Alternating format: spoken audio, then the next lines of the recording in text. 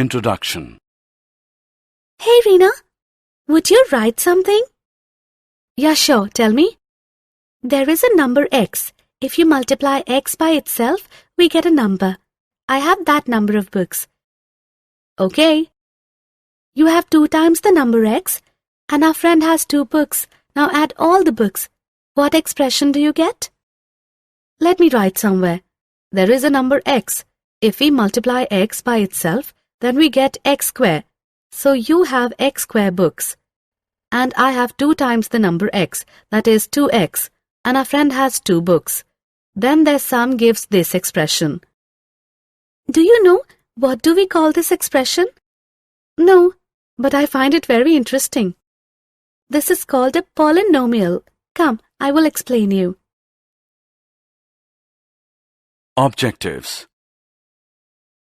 At the end of this lesson, you will be able to write polynomials in one variable, explain features of polynomials, write zeros of polynomials, explain remainder theorem, explain factorization of polynomial, write algebraic identities, and solve examples related to polynomials.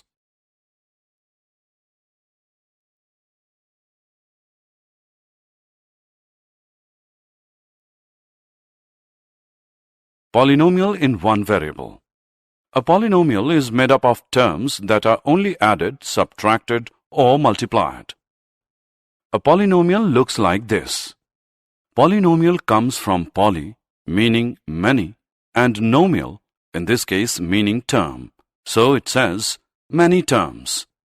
A polynomial can have constants like 3, -20, or 1/2. Variables like x and y, and exponents like the 2 in y square, but only 0, 1, 2, 3, and so on, etc. Polynomial in one variable means that expression will have only one variable like 2x square plus xy cube plus y plus 1, etc. Definitions. Terms. In the polynomial y square plus 4y, the expression y square and 4y are called the terms of the polynomial. Similarly, the polynomial 3x square plus 2x plus 8 has 3 terms, namely 3x square, 2x, and 8. Coefficient. A coefficient is a number before a variable. For example, in 2x, the 2 would be the coefficient. The poly in polynomials means many. However, the shorter polynomials do have their own names. A one-term polynomial such as 2x or 4x square may also be called a monomial, mono meaning 1. A two-term polynomial such as 2x plus y or x square minus 4 may also be called a binomial, bi meaning 2. A three-term polynomial such as 2x plus y plus z or x raised to the power 4 plus 4x square minus 4 may also be called a trinomial, tri meaning 3. Degree. The degree is the value of the greatest exponent of any expression in the polynomial. To find the degree, all that you have to do is to find the largest exponent in the polynomial. Example: 4x square plus 6x plus 5. This polynomial has 3 terms. The first one is 4x square, the second is 6x, and the third is 5. The exponent of the first term is 2. The exponent of the second term is 1 because 6x is equal to 6x raised to the power 1. The exponent of the third term is 0 because 5 is equal to 5x raised to the power 0. And anything with an exponent of 0 is always equal to 1. Thus, 5x raised to the power 0 is equal to 5 into x raised to the power 0, which is equal to 5 into 1, which is equal to 5. Since the highest exponent is 2, the degree of 4x square plus 6x plus 5 is 2.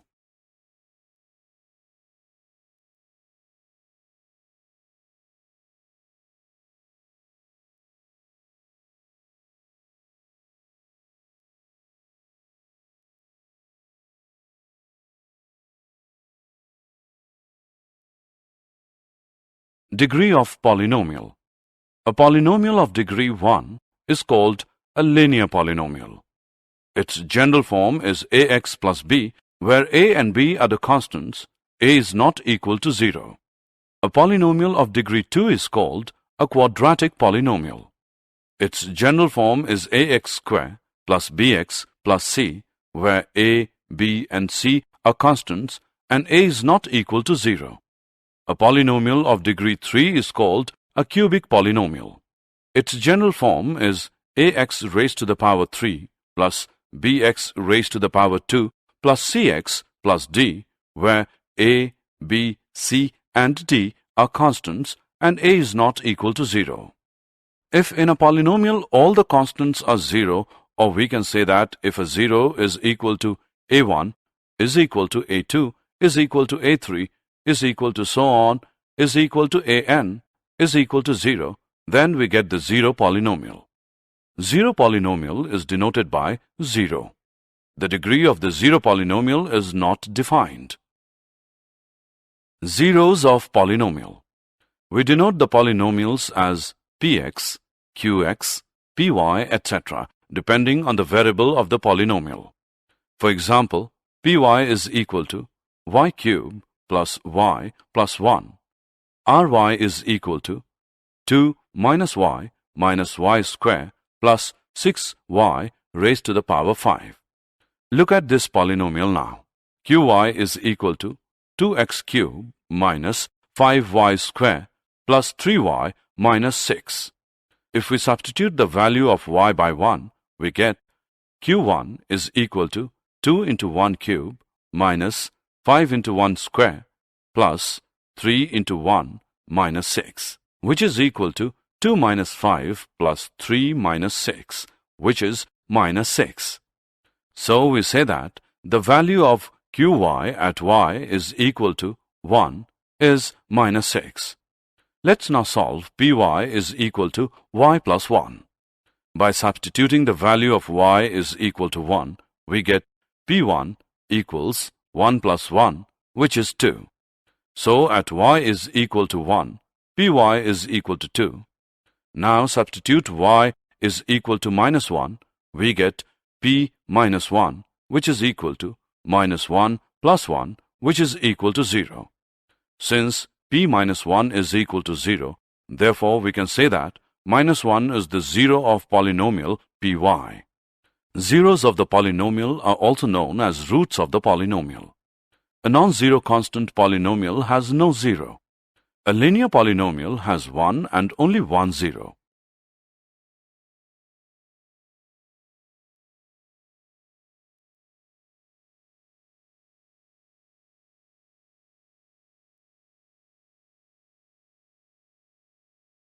Example. Check whether minus 4 and 4 are zeros of the polynomial x minus 4. Solution. Let px is equal to x minus 4.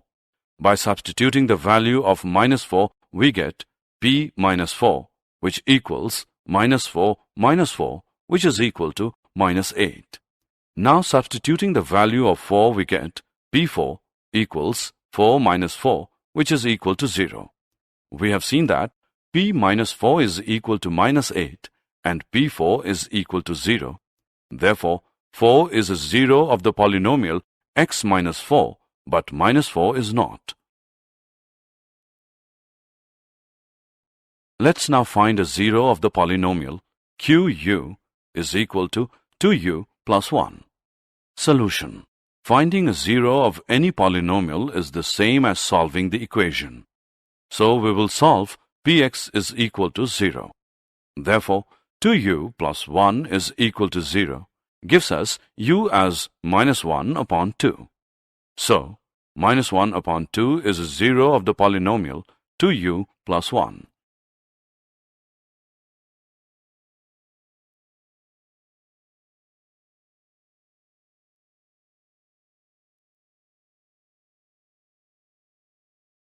Remainder theorem. We remember doing division in arithmetic. For example, 7 divided by 2 equals 3 with the remainder 1. Each part of the division has names: dividend, divisor, quotient, and remainder. which can be rewritten as a sum like this. Dividend is equal to divisor into quotient plus remainder. Similarly, we can divide polynomials. For example, 5x raised to the power 3 plus x raised to the power 2 plus x by x. Here we say that x plus 5x square plus x plus 1 are factors of 5x cubed plus x square plus x, and 5x cubed plus x square plus x is a multiple of x as well as a multiple of 5x square plus x plus 1. Let's now see what remainder theorem says. Let px be any polynomial of degree greater than or equal to 1, and let a be any real number. If px is divided by the linear polynomial x minus a, then the remainder is pa. This is known as remainder theorem. Example: divide px by qx, where px is equal to x cubed minus 6x square plus 11x minus 6, and qx is equal to x minus 1. We can write it this way also. The next step is to divide the first term of the polynomial. The first term should be the one with the highest power by the x part of the factor. In this case, you divide x cubed by x to get x square, which you then write at the top of the division bar. Next, you multiply the term that you wrote at the top by the entire divisor. In this case, you multiply x square by x minus 1 to get x cubed minus x square, which you then subtract from the polynomial under the division bar. By subtracting, you get rid of the term with the largest exponent to reduce the size of the polynomial, which is a remainder. Now we have a new polynomial for which we repeat the second step. In this example, we divide minus x square by x and add the result, which is minus x, to the term already at the top of the division bar. Next, we repeat the third step. We multiply this result, which is on top of the division bar, only the most recently added, and then subtract what you get from the dividend polynomial. Once again, we have a new polynomial under the division bar. As you have probably guessed, we repeat the second step by dividing the first term of the polynomial by the x part of the divisor and add the result to whatever is already on top of the division bar. Next, we multiply the most recently added term by the entire divisor and again subtract the result from the dividend polynomial. Now the subtraction step is repeated to obtain a new polynomial. The remainder here is 0 because we have completely divided through px by the factor x minus 1. When you reach this step, you are done. Dividing any further by 0 would result in 0.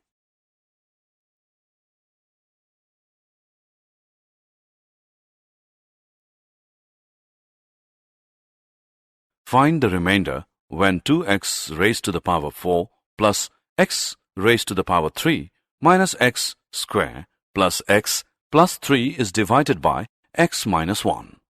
Solution. Here, px is equal to 2x raised to the power 4 plus x cubed minus x square plus x plus 3, and the 0 of x minus 1 is 1. So, p1 is equal to 1 raised to the power 4 plus 1 raised to the power 3 minus 1 raised to the power 2 plus 1 plus 3 is equal to 6. So, by the remainder theorem, 6 is the remainder when 2x raised to the power 4 plus x raised to the power 3 minus x square plus x plus 3 is divided by x minus 1. Factorization of polynomial. Factor theorem. If px is a polynomial of degree n is greater than 1, n is equal to 1, and a is any real number, then 1, x minus a is a factor of px if pa is equal to 0, and 2, pa is equal to 0 if x minus a is a factor of px. Example of factorization. Example. Identify the factors of the polynomial 2x square minus 5x plus 3. Solution. Let fx is equal to 2x square minus 5x plus 3.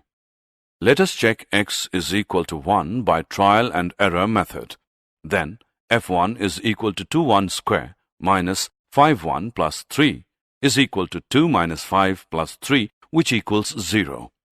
According to factor theorem, if f1 is equal to 0, then x minus 1 is a factor of the polynomial fx. Therefore, x minus 1 is a factor of the given polynomial. By dividing the given polynomial with x minus 1, we get 2x minus 3. So, the factors of the given polynomial are 2x minus 3 and x minus 1.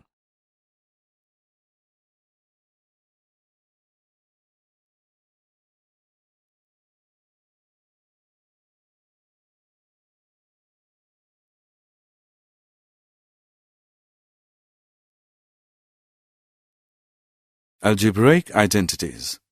There are some algebraic identities which we may learn now.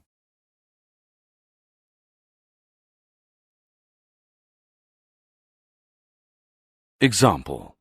Evaluate 107 into 104 without multiplying directly. Solution. 107 into 104 is equal to 100 plus 7 into 100 plus 4, which equals 100 square plus 7 plus 4 into 100 plus 7 into 4 using identity 4, which equals 10,000 plus 1,100 plus 28, which is equal to 11,128. Did you know? The number of real zeros of a polynomial function is never more than the degree of the polynomial. The number of real zeros of a polynomial will be degree of the polynomial less a multiple of 2. Therefore, a degree 6 polynomial will have 6, 4, 2, or no real zeros. A degree 5 polynomial will have 5, 3, or 1 real zeros. All polynomials of odd degree must have at least one real zero. This follows from the fact above. The highest degree of a polynomial must always be at least one more than the number of turning points.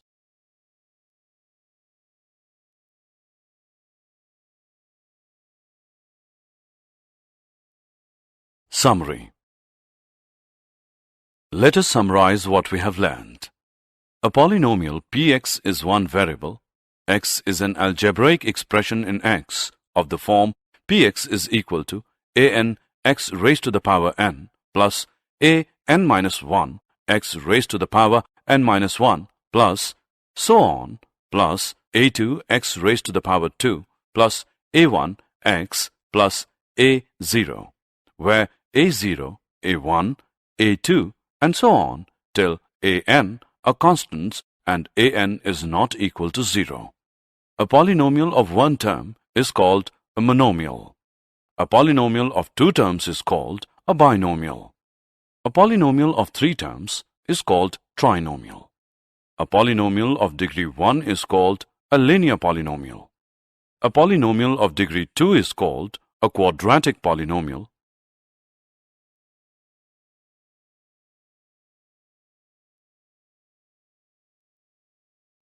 A polynomial of degree 3 is called a cubic polynomial.